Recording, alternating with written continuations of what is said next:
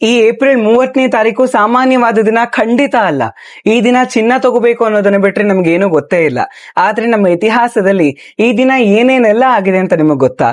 ಈ ದಿನಾನೇ ತ್ರೇತಾಯುಗದ ಆರಂಭ ಆಗಿತ್ತು. ಪರಶುರಾಮ ದೇವರು ಕೂಡ ಇದೇ ದಿನ ಅವತಾರ ಮಾಡಿತ್ತು. ಸುಧಾಮ ತನ್ನ ಪ್ರಿಯ ಮಿತ್ರ ಕೃಷ್ಣನನ್ನ ದ್ವಾರಕೆಯಲ್ಲಿ ನೋಡೋಕ್ ಹೋಗಿದ್ದು ಇದೇ ದಿನ. ವೇದವ್ಯಾಸರು ಮಹಾಭಾರತದ ರಚನೆಯನ್ನ, ತುಳಸಿದಾಸರು ರಾಮಚರಿತ ಮಾನಸದ ರಚನೆಯನ್ನ ಮಾಡೋದಕ್ಕೆ ಶುರು ಮಾಡಿತ್ತು ಇದೇ ದಿನ. ಗಂಗೆ ಶಿವನ ಜಟೆಯ ಮೂಲಕ ಧರೆಗಿಳಿದಿದ್ದು ಇದೇ ದಿನ. ಪಾಂಡವರಿಗೆ ಅಕ್ಷಯ ಪಾತ್ರೆ ಸಿಕ್ಕಿದ್ದು ಕೂಡ ಇದೇ ದಿನ. ಕುಬೇರ ಧನದ ಅಧಿಪತಿಯಾಗಿ ನೇಮಕ ಆಗಿದ್ದು ಇದೇ ದಿನ. ಆದಿಶಂಕರಾಚಾರ್ಯರು ಕನಕಧಾರ ಸ್ತೋತ್ರದ ರಚನೆಯನ್ನ ಮಾಡಿದ್ದು ಕೂಡ ಇದೇ ದಿನ.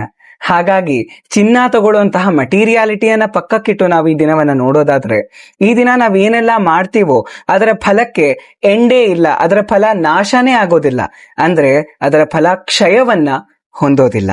ಹಾಗಾಗಿನೇ ನಾವು ಈ ದಿನವನ್ನ ಅಕ್ಷಯ ಅಂದ್ರೆ ಅಕ್ಷಯ ತೃತೀಯ ಅಂತ ಆಚರಣೆ ಮಾಡ್ತೀವಿ. ಹಾಗಾಗಿ ಭಕ್ತಿಯ ಭಾವದಿಂದ ಈ ದಿನ ಹೊಸದೇನಾದ್ರೂ ಒಂದನ್ನ ಶುರು ಮಾಡಿ, ಅದು ಒಂದ್ ರೌಂಡ್ ನಾಮಜಪವನ್ನ ಮಾಡೋದಾಗಿರ್ಬೋದು, ಹೊಸ ಗ್ರಂಥವನ್ನ ಓದೋದಕ್ಕೆ ಶುರು ಮಾಡೋದಾಗಿರ್ಬೋದು, ಅಥವಾ ಸಿಂಪಲ್ ಆಗಿ ಭಗವಂತನಿಗೆ ದಿನ ಪುಷ್ಪಾರ್ಚನೆಯನ್ನ ಮಾಡೋದನ್ನ ಶುರು ಮಾಡೋದಾಗಿರ್ಬೋದು. ಹರೇ ಕೃಷ್ಣ.